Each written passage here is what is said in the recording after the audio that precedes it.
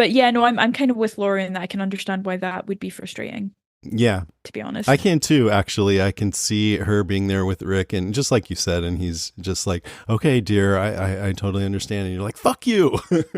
Yeah, Where are you in yeah, there? yeah. Where are you? And you can see that in this episode. They're both feeling a lot. Like Rick's not exactly sitting there like, Oh well, this will be no, fine. yeah, that's Like the he's not thing. at all. He's got his Um, heart right out there, outside his chest. oh, 100%. But you can see that Laurie's the hot-headed one who'll be like, I'm sorry, you're a fucking vet. Whereas Rick's the one Mm. who's like, we just kind of have to, you know. I guess we don't really get a fair read on Rick because he collapses like 2 minutes into that conversation. But you can see the dynamic there of, Yeah. I don't know, she's the one who maybe is more of a firecracker. hmm But I mean, I'm going to keep everything you said in mind, or as much of it as I can remember with my horrible memory as we go forward. Because from what I'm thinking right now, I feel like Rick does become the kind of person who's just like, fuck everyone else except for the people I care the most about. And he's not like that Yeah. now, but I think that's what he No. becomes, you know? Yeah, definitely. He's never good at regulating it. That's the problem No. with Rick. He's all one thing or the other. There's no point of him that's like, maybe this with a little bit of that. He's Yeah. either full Rick or Farmer Rick. Like, there's no in between. Yeah, that's interesting. All right, what's next for you? Daryl had some great lines. I miss when they kind of wrote sassy Daryl, when they made him all quiet and unforthcoming. I'm just having a look through. I should have really used a highlighter on these. Um, there's a great scene in the woods where Andrea and Carol have like the most awkward exchange ever, where Carol's like, "Oh, I just hope that she doesn't end up like Amy," What and I'm an like, idiot. "Oh." Come on. And Carol's like, "Oh, it's the worst thing I ever said," and I'm like, I mean, you'll probably say worse, but it is quite bad. It is bad. And Andrea's not happy about it. You could tell. She's Yeah. I pissed. mean, it's been like what, 3 days, and she's like, "Great, thanks for bringing that up." But then Daryl comes in with Awkward. like what's it he comes in with? Basically he's like, you're damn right something, and then he's like, because we're going to find that little girl, and it's like a shift because you think he's going to be like, yeah, this is bullshit You because we're guys are not going to idiots. find her. Well, Carol says we're hoping, and I'm hoping and praying, and he goes, "It's a waste of time, all this hoping and praying. We're gonna That's locate it. that Yeah. little girl. She's gonna be just fine. Am I the only one Zen around here?" Which is a pretty funny So thing for him good. to say. Good lord. Good Good lord. lord. So I thought, like, I mean, he's very on point in this episode. He's, for the most part, he's got a positive outlook. He's quick thinking, quick acting, Mhm. adaptable, efficient, solutions oriented. Like, I'm definitely seeing Daryl in a new light after my full experience with The Walking Dead and the Daryl show, coming back to this. But this moment here, I mean, it was a little harsh for Carol to say that to Carol after she just said she was hoping and praying, but then to put right in there, like, it's gonna be fine, and Yeah. then let's do something about it. That's what he's about: action, taking action. And so Yeah. I felt like maybe if I was Carol, that actually might make me feel pretty good, even though Daryl turns out to be so wrong. But in this I moment, know. For Daryl, man. It's just not good. He it went just while Maggie's yelling, accident. He's like, we don't know this girl, which I just find hilarious. The way he shouts it oh is, yeah, that was the one area that I thought was maybe a little questionable. Are you talking about when Maggie comes along? yeah. Yeah, and says, "Hey, yeah, uh, are you Lori? Rick's Carl's been shot. You need to come with me."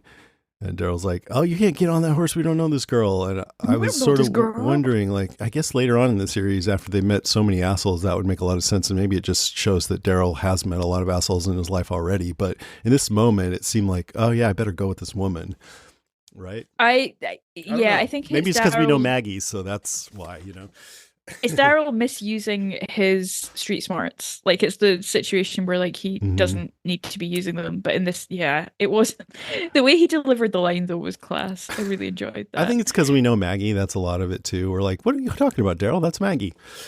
Whereas if this was season 9, we'd be like, damn right, you shouldn't get on that Right. horse. Who's that? They could have got that information under torture. Yeah, Like there's absolutely. Leah, look at Leah. yeah, exactly. He then does an amazing shut up and arrow So through the good. head to his head, which I just loved. I love that because that Zed had just given Andrea maybe one of the worst moments of her entire life.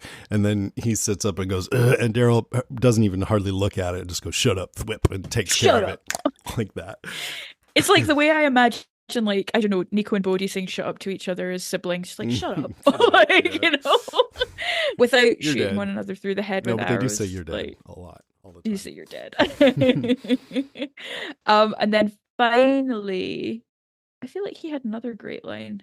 Oh, of course. Merle got the clap on occasion. When he's going through Merle's little traveling pharmacy. Oh, that was I remember that being one of the first moments where I really warmed to Daryl, was that he's like throwing his like some kick-ass painkillers at Glenn. And he's like, and these amazing they're not generic either, like they're properly branded, Merle got clap on occasion. Like it's such a good little scene. It just made me really warm towards Daryl. I thought it was very funny. Yeah, I thought Daryl was great. When Carol, they're going to leave the RV and go to the farm, and Carol doesn't want to, and Daryl's like, and she goes, "What if Sophia comes back?" And immediately he's like, "You're right. Let's stay here one more night. We'll gather supplies for her in case she comes back, rig up a big sign." Just comes up with a solution really quick. Yeah, when Dale says T-Dog needs antibiotics, oh, I got it right here. It's like, he's just got whatever you need. I love how he's like, you get your oily rags off my Off brother's bike. motorcycle. Yeah, so that confirms that realize. the Nazi bike is Merle's, of course. It does confirm, and it also confirms that Merle's dealer might have been Jesse Pinkman, but we don't know. Yeah, he's got the crystal, which is meth of the blue persuasion. He's got X, which is MDMA. He's got painkillers and doxycycline, which is a broad spectrum antibiotic. The meth is definitely a nod to Breaking Bad. I wonder if anyone here hearing my voice doesn't know that, but in Breaking Bad, it was famously the protagonist, Walter White, made the purest meth, and for some reason it was blue, which everybody on the street knew that it was the best. The blue was the best. And in the real world, there was actually no such thing as blue meth before Breaking Bad, but I read it did there appear. must be loads now. Yeah, they dyed it to sell to the fans of the show. Yeah. And then in season 4, Daryl mentions that a scrawny white guy who said, "I'm going to kill you, bitch," was giving the meth to Merle, which totally sounds like Jesse Pinkman. But he also said that the dealer had children, which Jesse does not. And I think overall it's just a fun nod to Breaking Bad, because Breaking Bad and Better Call Saul went through the prequel/sequel series, went through December 2010, but Rick wakes up in the hospital October 2010. So yeah, can't be for reals. Maybe an alternate universe version of Jesse Pinkman. I would go with that. I believe that the actual meth that they have, it's not actual meth, the stuff that you see on screen, the prop, was literally borrowed from the Breaking Bad set as well, which is quite funny because they would have both been AMC shows. So I like it. I think they don't overplay it. It's not going to be a cross universe thing, but there's enough there. I have some right here. Jason high on meth right now. This is from Albuquerque. I went to the candy shop that made the blue meth for the show on the first season or something, or whenever it first came out. It was rock candy. Is it tasty? Yeah, it's sugar. Would you say it's addictive? I mean, I've had this for like 2 years. I actually forgot I had it, so it's not that. I guess it's not that good. So if the podcast goes really off the rails in the next 5 minutes. So here's what I think. Yeah, know why. All right, my turn. Go for it. Okay, let's see. So T-Dog and Dale. T-Dog, I remember being really shocked when he started talking about how he's the black guy, so he'll be the first one to be lynched, and that being critical of Andrea because she killed her sister and wanted to blow herself up, and just wanted to take the RV and go with Dale. And I'm like, man, that just seems unlike anything we've seen from T-Dog before this, and now after too. Now that we saw the rest of the series, we know that he drove the church van around and tried to save elderly people and stuff. And it just makes me think, to pull back the veil, of a time when I was on shrooms and I just got really paranoid that my two friends were out to get me. And in that moment, I realized, wow, where is this coming from? This is just a total delusion. I realized I was having a delusion. I'm like, I need to go be by myself for a little while until this passes. But it's just so crazy how your mind can play tricks on you when you're not in your right mind. And he's not. He's delusional from his fever. I don't know. Maybe some of that comes from something deep down inside him, but I don't think that means that that's the real T-Dog or anything like that, you know? I don't feel critical of him at all for any of that. No, completely. And some of the things he said had a basis in truth. Like I did think it was funny when not in reality, but in his truth of what he's lived through as a black man. Yeah. In terms of how people have treated him. Sure. But I feel like he tries to see the best in people despite that.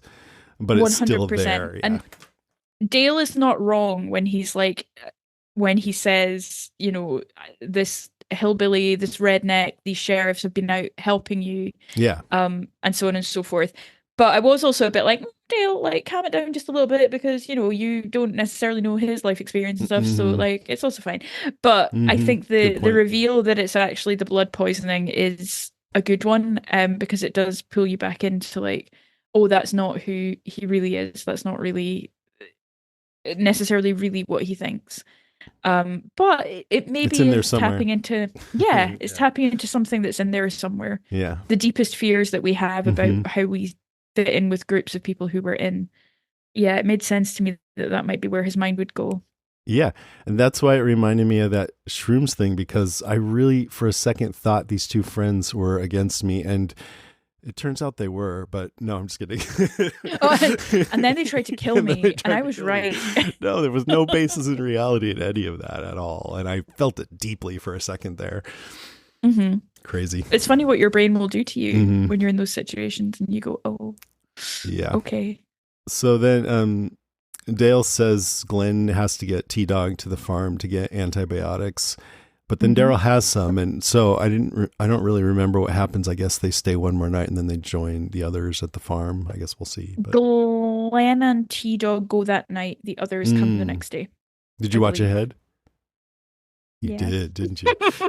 Because I'm going, actually, I don't know, when is this airing? I'm going on holiday tomorrow, and I thought, well, I'll do my first watch now, so then I don't have to rush it when I get back. I'm doing Squid Game with David, and I'm sure he's watched ahead because suddenly he has a much better recall of what's happening in future episodes. I haven't called him on it yet, though, but David, if you're listening, we're on to you, mate. We're on to you. We know what you're doing. We know what you're doing. And then T-Dog says his real name, Theodore Douglas. Theodore Douglas is a lovely name. I like it. I like it. Teddy Douglas. Cute. That's all I have. I only have notes I had left. T-Dog and Dale as well, and kind of the highway stuff. The irony, it's brought out more in the next episode, but Merle saves T-Dog. Merle's gonorrhea or whatever saves T-Dog. Great. It's a good thing he was not careful sexually, I guess. I'm amazed. I'm kind of amazed he took antibiotics for it, to be honest. I was like, oh, there you go. I had forgotten the moment of T-Dog spotting the dead, well, not the dead baby, but the baby carrier with the viscera on it, and how upsetting that was. That's really, really horrible scene. Very gory. And he's already sort of fragile, so it hit him harder, I think. And I did laugh at the trendy pink water because I remember vitamin water being really big around about 2010, 2011. They mentioned it on Homeland as well when Homeland was a thing. Dale and T-Dog were a good double act here. And I remember really liking Dale in this episode, and I stand by that. He's good with T-Dog. He recognizes what's going on, and he's the right person to have in that situation with him. He's sort of like, what are you talking about for a second there? That was what the fuck? No, dude, no. Yeah. But I did too. I really like those scenes, actually. Yeah, I just think I want to see Irony Singleton doing something else. Yeah, I hope he's doing well. So should we go into notes? Yeah, let's do it. The opening credits are still the dead walking. You know how they used to do it, instead of the Walking Dead, it would be the dead and then walking comes up. Oh, I forgot that they used to do that. I know that. I always thought that was quite interesting. The logo, I don't know if people remember, but for the first 8 seasons, would just get more and more decrepit over time each Mm-hmm. season. So I forgot to look, but that was between every season. So it's got to be a little less solid than it was in season one. It was so cool. I liked that Laurie was nervous about only hearing one shot. I thought that was smart Mm-hmm. because it's a good sign in your head that something is perhaps not what it seems or not right. Does Andrew get caught in spider webs in this I think forest? If so. so, I'm horrified that spiders have made that many webs and that they're that big, and I will never ever go to that forest. Once again, Laurie Holden doing some excellent final girl work with that Absolutely. Zed. Poor Andrea, man, it has been a heck of a 24 hours for her. It's the same thing. I don't know if I realized this before, but she's in the RV and kind of catches that Mhm. herd out of the corner of her eye. And here it's so effective because I didn't So notice good. either. I was like, there's something weird. Like, why are they showing her with these spider webs? And then, oh, look, somebody's coming up next to her. Oh my God. Like, I had the same Oh, it's reaction as so she good. did. It's so good. Um, I love the way that Laurie got angry with Rick and said, if you need to scream, cry, tell God he's cruel, you do that, but your place is here, laying down the law. She doesn't want to do this by herself, not this one. So you get the sense that Laurie has felt abandoned in the past. And we haven't really spoken about Otis and Shane going to FEMA. That funny moment where Oh, Otis yeah. takes the rifle he shot Carl with into the car, and Shane's like, "Are you fucking kidding?" And he's like, "It's the only gun I got." Um, and the setup of the FEMA supply store, seeing that the medical supplies are there, and then we end on this cliffhanger with the Zeds everywhere and the very shaky peg on which the screen is being held, which is a very tense cliffhanger to end on. Yeah. I was thinking, oh, did I remember wrong? And is Shane about to shoot Otis right now? But Mm-mm. no, that happens next time. No. I forgot. I do have a point about them.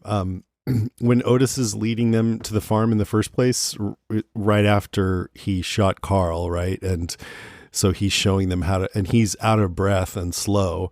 And Shane's all, move, Mhm. dickhead.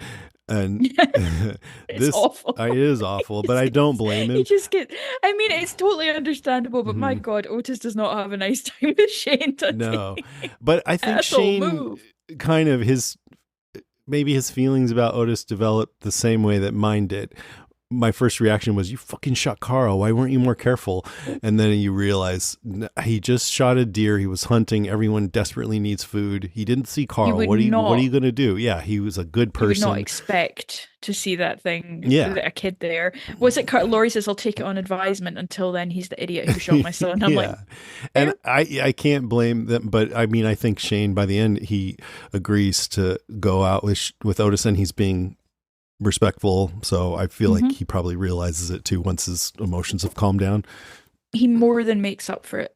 Yeah. Like more than makes up for it, I Well, think. until next Well, week. not necessarily out of choice. Yeah, that's right. We'll talk about it. But so anyway, just the fact that he's out of breath and slow does play into next week. I think that was a deliberate choice, when they're going to the farm. Hmm. Then Herschel comes out, or no, so they get Carl in there, and Herschel comes out and says he only got one bullet fragment out, but there are 5 more to go. My first thought was, why don't you take advantage of Carl being unconscious and get all the other ones? But then he says there's internal bleeding, and if he moves, he might sever an artery, Yeah. and they need a respirator. So the only reason why I'm bringing that up is that's why they decide to go to this FEMA shelter at this high school, Hmm. Federal Emergency Management Agency. And Otis volunteers to go with him because he used to be volunteer EMT. And I mean, yeah, at this point, I'm just like, yeah, he's just a good person, and he's trying to do everything he can to help this kid that he accidentally hurt. To make it right. And at the high school, I think at the time this seemed like a big deal with all those zombies. Now Doesn't look like it much now, doesn't. right? I mean, You're just like, oh. oh yeah, zombies. But they are still fast. They're chasing them. I think they're still faster. They are fast, and Shane does a smart thing with the flares. Yeah, uh-huh. But then Mm. when they open the door, it's like, oh, they don't care so much about the flares anymore. They're right here. No, it's like flares are food, flares are food, fireworks are barbecue, fireworks are barbecue. I know what I Right, pick. right. So I just had a little bit about them. But for my notes, this episode was written by Glenn Mazzara. I think maybe it was his first episode. Maybe, yeah. Or maybe there was one last season. No, he wrote last week's as well, I feel like. I feel like we might have spoken. I might be wrong. I don't know. Anyway, I'll go back and listen and write in. He famously becomes the showrunner in the second half of this season after Darabont and AMC part ways, and remains showrunner through season 3. We also interviewed him a few times. It was great. And Glenn is calling the Zeds walkers now, not geeks anymore. He says Andrea got attacked by a walker. So I think he does. We're done with geeks. And then the only other note I had is that last week when we were talking about different churches in The Walking Dead, did we mention Pope at all? Or have we just tried to block him out? No, I mentioned Gabriel, but not Pope. Yeah, I must have blocked Pope from my memory. It was Pope out. Pope's my least favorite thing ever, so I don't blame us. Pope. Every time we see a guy in the wild with one of those hats, Peter's like, he's got a Pope hat. I'm like, every when time. When he says that, you have to wonder if it's that hat or the big pointy one. Yeah, I'm like, before I turn around, are we talking like Pope or Pope? You have some trivia? Yes, IMDb deep dive. I've covered some of them already. The meth was borrowed from the Breaking Bad set. The cigarettes that T-Dog picks up are Morally brand, which are famous because they are what the smoking man smokes in the X-Files. They're not a real brand. They show up in other TV shows. Yeah, TV shows, right? It's Maggie's first appearance. When Dale says he is 64, Jeffrey DeMunn. Sorry, I've written JDM and I'm like, Jeffrey Dean Morgan? Jeffrey DeMunn is 64, was 64 at the time of filming.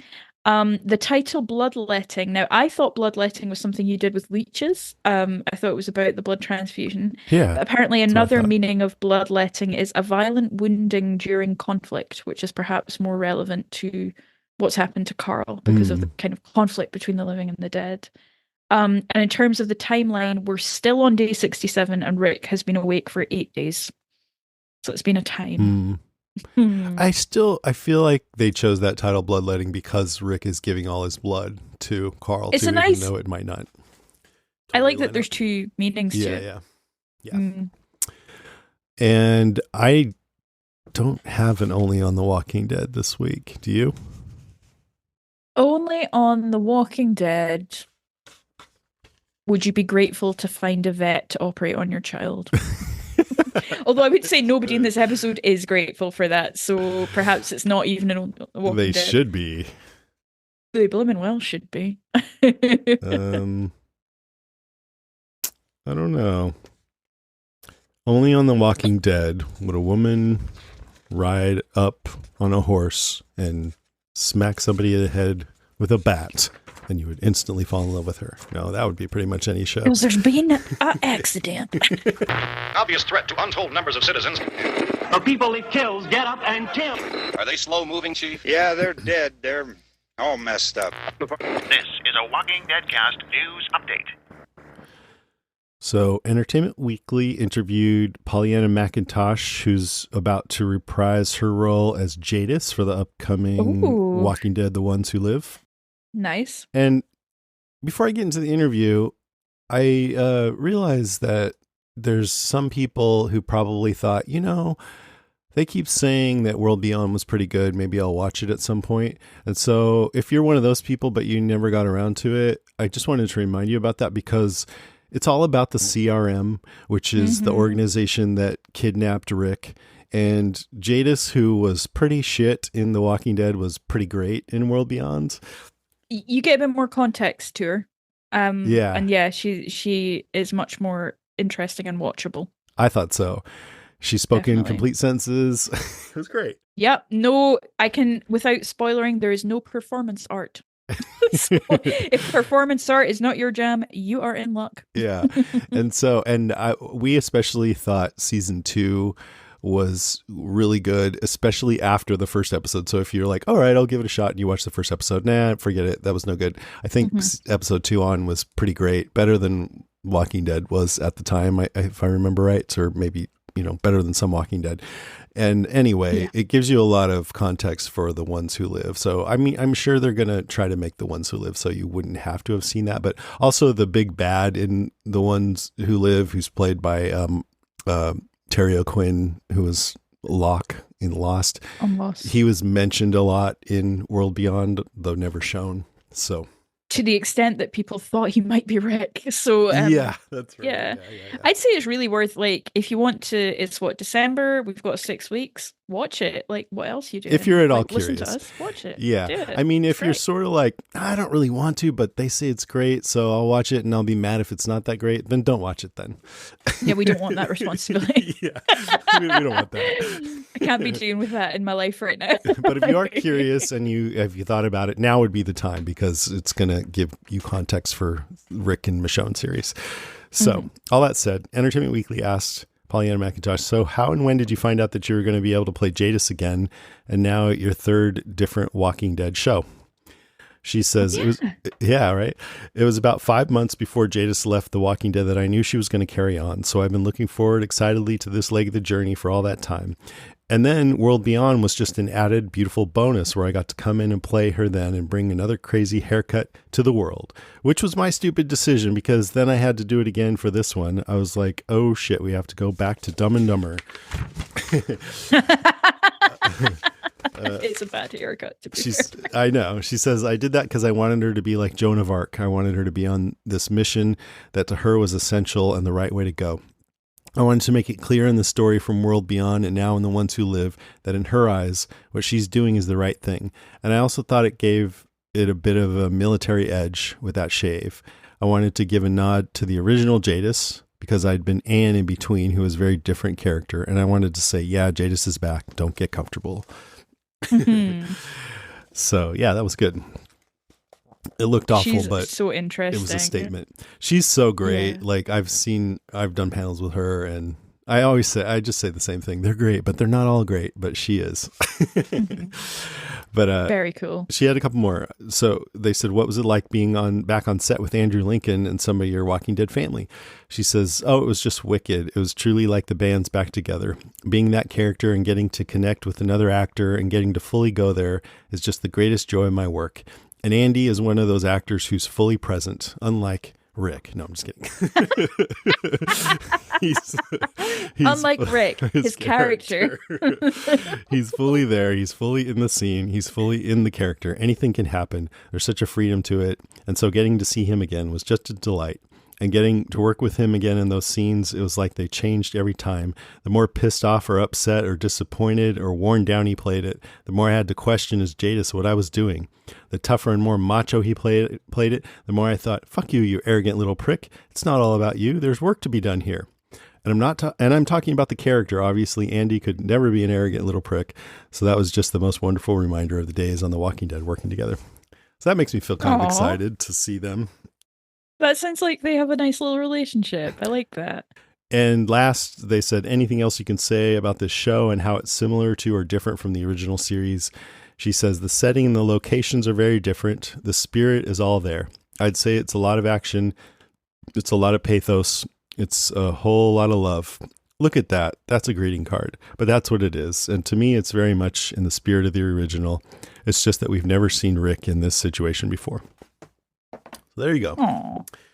And, we've been a little worried that it might not be great, but I do think that the CRM stuff has been mostly pretty good in the Walking Dead history, even on Fear, the CRM stuff was good. So anyway, we'll see. I would agree with that. Yeah, actually, to be fair, a couple of my favorite episodes of Fear, low bar, were CRM related. So Isabel and all that. Oh, loved her. So I forgot to mention this last time when I was doing my Last of Us news, but Last of Us developer Naughty Dog, they had announced this multiplayer standalone game in the Last of Us universe that looked super cool and was going to be set in San Francisco, but it was canceled. They decided to cancel it, they said, because they didn't want to have to devote all the resources to what it takes to maintain that type of a game, because they want to put those resources into creating more standalone single player narrative focused games, which I actually like the narrative focused ones better. I know Eric aka Mr. Blog, was pretty bummed out by this because he loves the multiplayer Last of Us. So that was kind of a shock because they'd been talking that up for like a couple of years and then they just canceled it. And San Francisco as well. Yeah, there was one like maybe piece of concept art that showed the Golden Gate Bridge all fucked up and everything. It's all fucked up. And then last, just a little piece of news, but in a trailer for the upcoming new remastered version of The Last of Us Part 2, Ellie's wearing a spacesuit with a badge that says E. Williams. And so people think that's the first in-game confirmation of her last name, Williams. So she's Ellie Williams. Ellie Williams. Yeah. Cute. It's cute. All right, that's it for news. Let's move on to listener moans, groans, and grunts.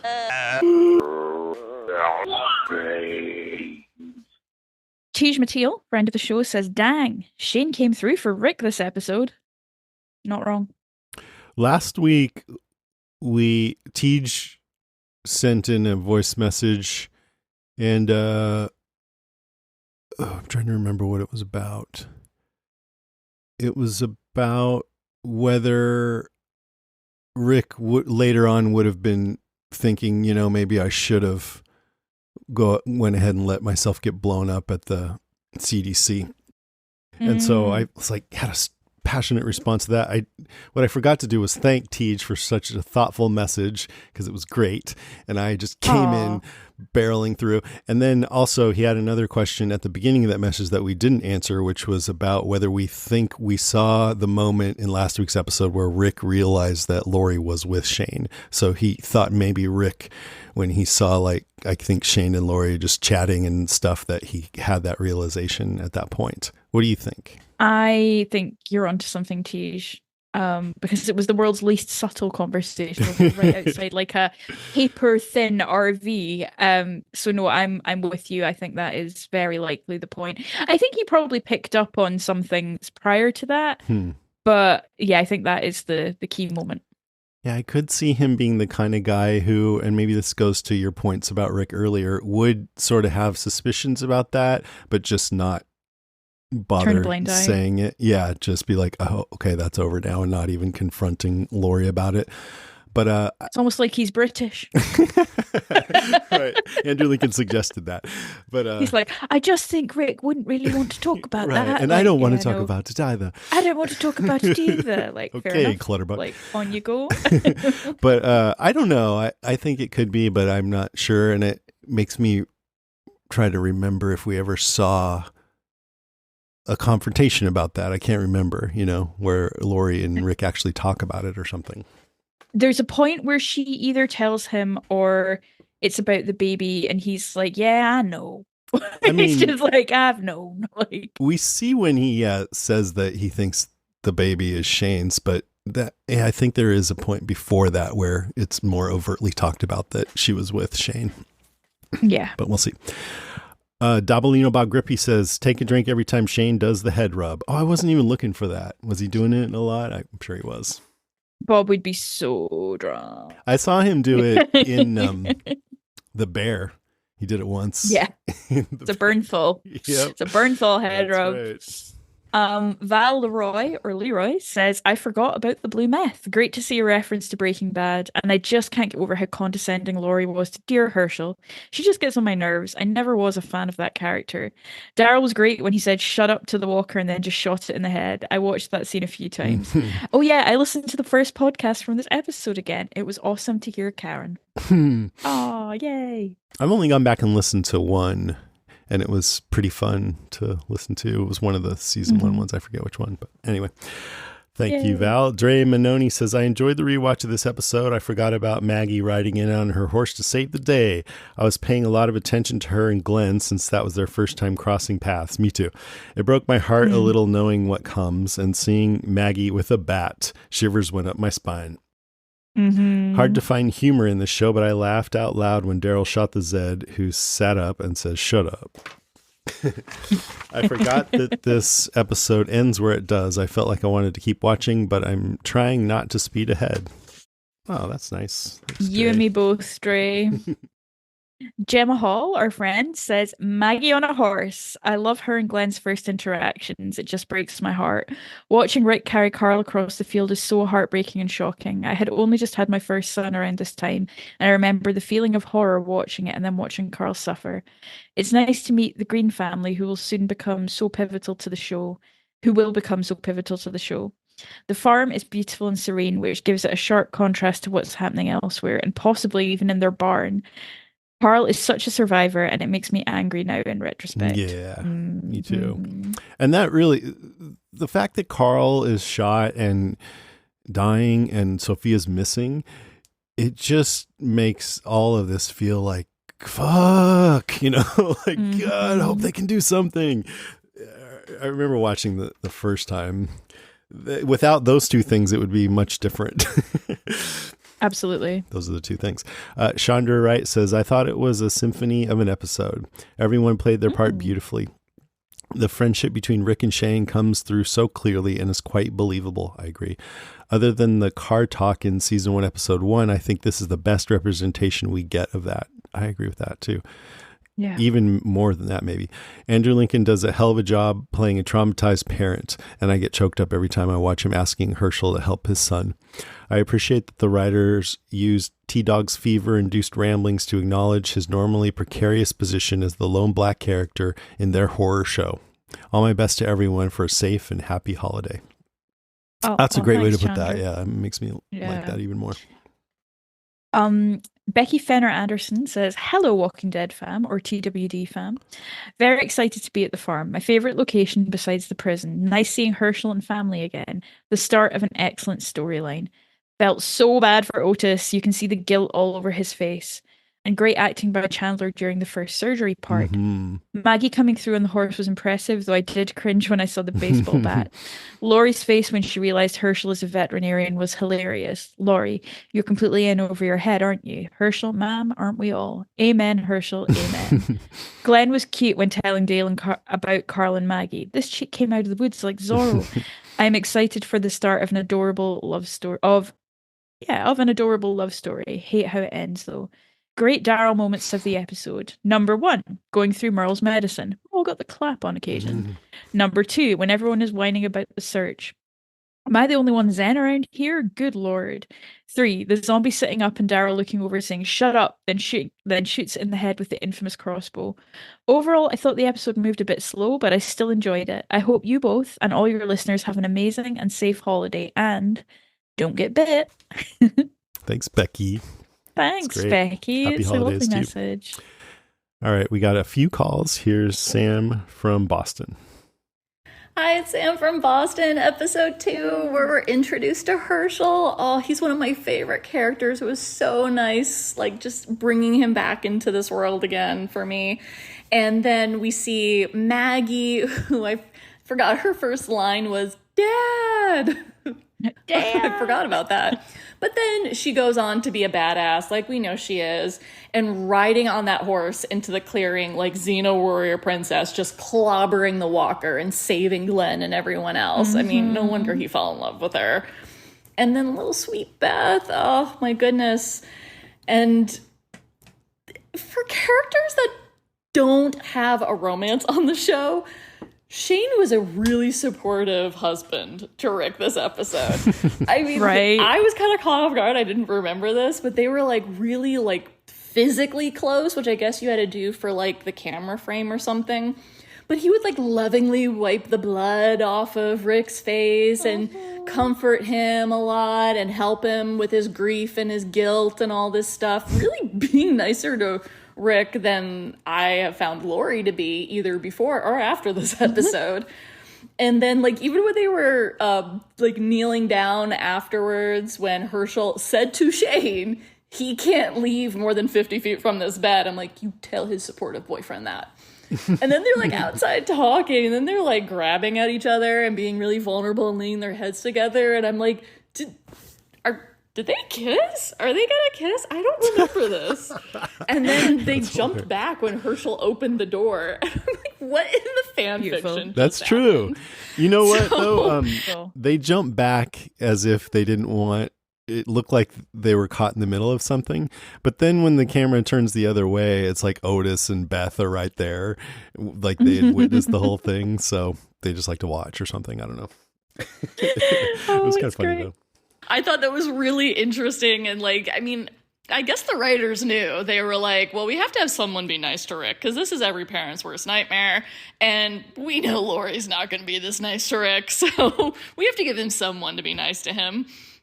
So yeah, I just thought that was really interesting. And I kept laughing at the beginning and the opening shots of this episode where like first we see the flashback with Lori where she is just consistently being the worst. She's like, oh, my husband loves me too much to be mean to me, which is just real weird. It's like, okay, Lori, that's very unrelatable. That's not all right. Okay, go be your toxic self. I guess it's supposed to be like, I guess they didn't have problems or they didn't value what they had until it was too late or something. I don't know. I'm not a fan of her character and I never have been. So it just sort of landed the wrong way with me. But, and then, you know, seeing the opening scene with Andrew Lincoln running with Chandler Riggs and he's just like trying to get to that farm. All I kept imagining was the behind the scenes shooting of just like the director in the field in the Georgia heat yelling, Andy, run faster. No, faster. Chandler, look more dead. There we go. Reset. Let's do it again. Like, those poor actors, they did such a phenomenal job, but I can imagine how awful that must have been.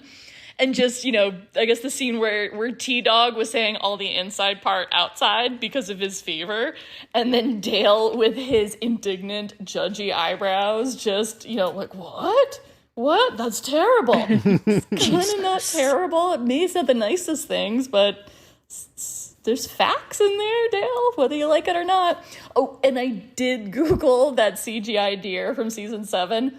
Oh, I forgot that. I blocked that out of my memory. That was awful. Who had a grudge against the show to make sure that got out there? Oh, goodness.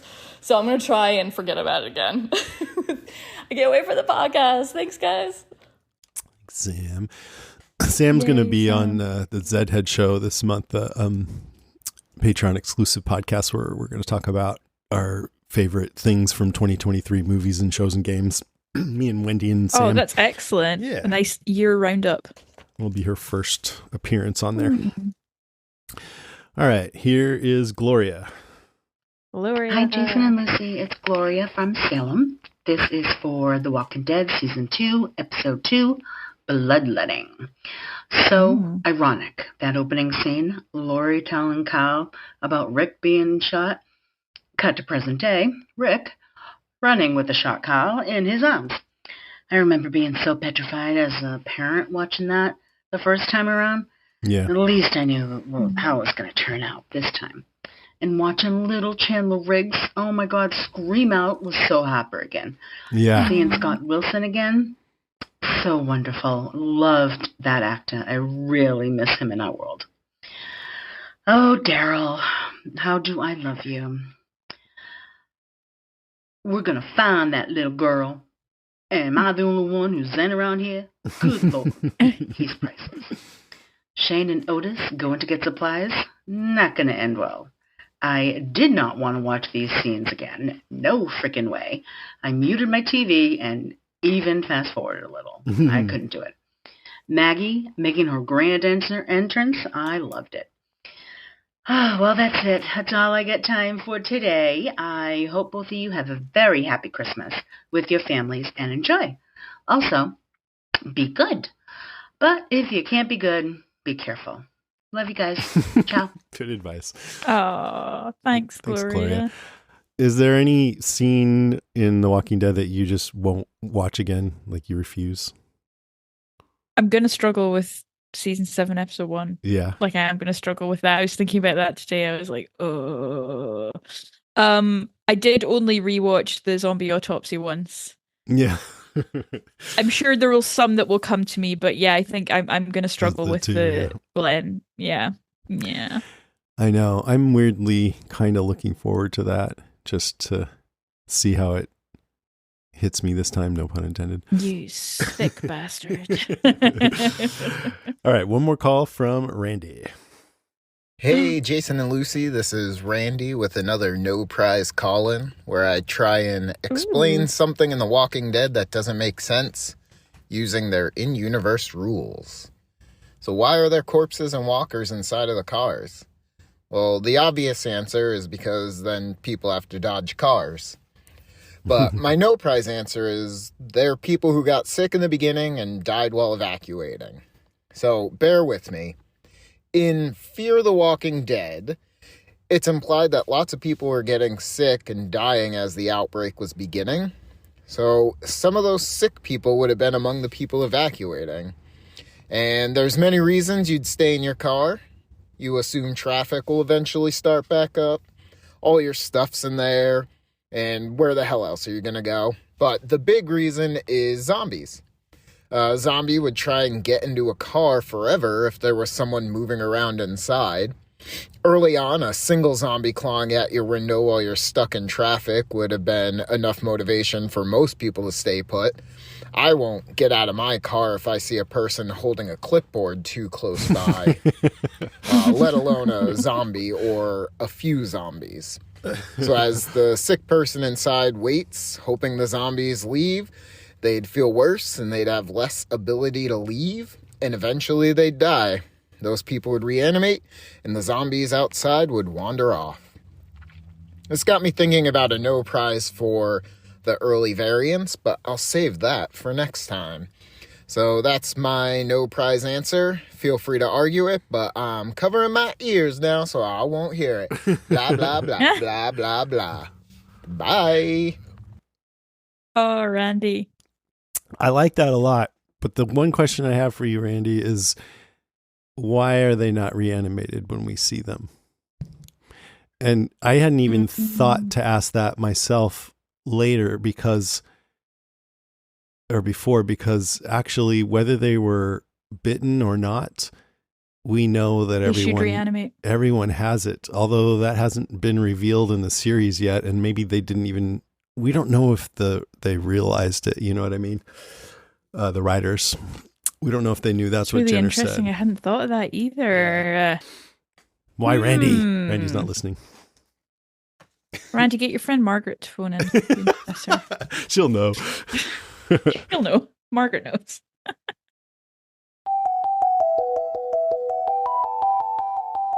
All right, that is our show, episode 557. Thanks for listening, everybody. Hope you're enjoying the rewatch.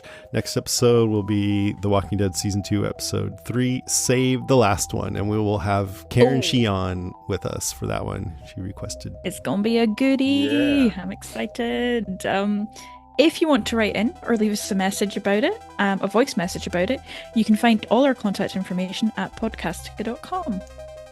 And while you're at podcastica.com, please check out our other podcasts. We're starting back up with What If, which comes out tomorrow as I'm recording this, although by the time you hear it, actually, it should already be on. I love that series. It's a cartoon, so maybe people didn't even think to watch it, but it's just what if the concept is in the Marvel Cinematic Universe, what if one thing had changed? And they animated in this really kind of adult, dark style. They use a lot of the same voice actors or ones that sound just like them, and the writing's really fun and good. And there's one episode that's all just zombie superheroes, you know. So I love that. Yeah, it's really great. And so I don't have time to host it this year, but Kirk Manley's going to be hosting all of them with his friend Lenny. They go way back, and they're both big comic book fans. So that's coming out. That'll be brilliant. Yeah. And this episode you're listening to is made possible by Patreon supporters like Susan Singfield, who pledged their support at patreon.com/Jason Kabassi. So thank you to Susan, and all other Patreon pledgers get ad-free versions of all these episodes. Excellent. All right, that is our show. Thanks for listening. Don't get bit, Chandra, right? Blah, blah, blah, blah, blah, blah. Bye. The town of Milton may seem normal at first glance, but the shadows are cursed and the expansive woods surrounding town are forbidden. They call it the Void, and nobody comes back alive. You're headed straight for the Void! Milton lives suspended in time, trapped by a darkness that seems to be creeping closer and closer. It's safe. The Void is kept at bay. Is it though? Join 3 friends as they embark on an epic journey into the heart of darkness. The Void, wherever you get your podcasts. This is just the beginning. What does it mean to live for the common good? Introducing the Garrison Institute presents The Common Good, the brand new podcast from the Garrison Institute, a leading not-for-profit organization exploring the intersection of contemplation and engaged action in the world. Hosted by me, Jonathan F.P. Rose, a co-founder of the Garrison Institute, the series dives into the threads that bind us all. First, you'll discover the interdependent nature of life with environmental entrepreneur Paul Hawken and trailblazing plant intelligence researcher Monica Gagliano. Next, we unlock the mysteries of the mind with renowned psychiatrist Dan Siegel and Pulitzer Prize-winning author Siddhartha Mukherjee. Finally, we experience compassion and action with social justice activist Conda Mason and environmental leader Bill McKibben. We invite you to listen, reflect, and join us in acting for the common good. Follow the Garrison Institute presents The Common Good on Apple Podcasts, Spotify, or wherever you are listening now.